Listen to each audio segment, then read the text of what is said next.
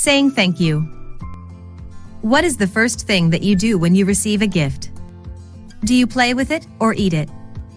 The first thing that Jaira does is to write a thank you letter.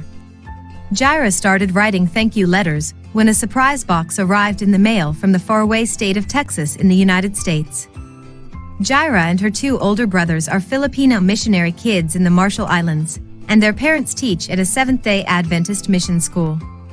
Inside the surprise box, Jaira found a doll just for her. She immediately wanted to play with it, but Father stopped her. We thank the Lord for these gifts, but at the same time we remember that the Lord gave them to us through Grandpa Bob in Texas, he said. You guys have to write thank you notes to Grandpa Bob.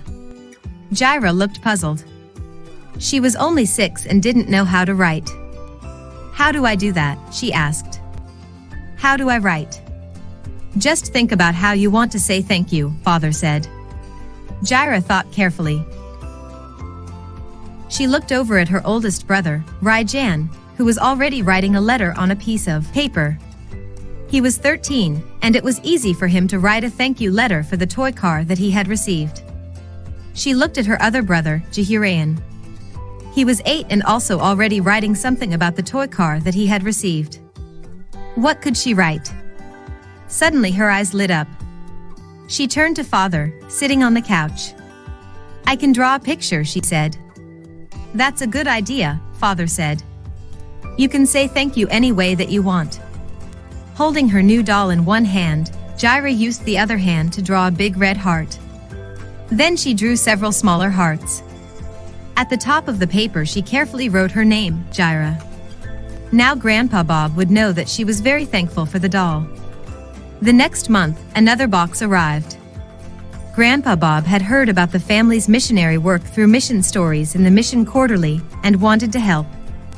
He put money in the Sabbath school mission offering every week, and he gave something extra when a 13th Sabbath offering was collected to help her school.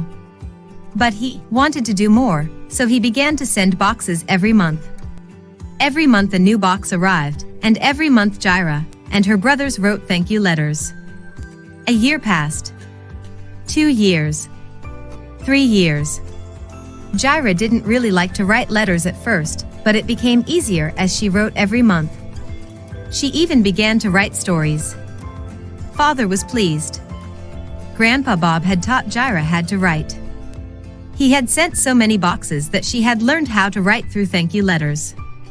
Father thanked God for his big blessings. Thank you for your Sabbath school mission offerings that help missionaries like Jaira's family spread the good news that Jesus is coming soon. Thank you for being like Grandpa Bob and giving a little extra for mission work.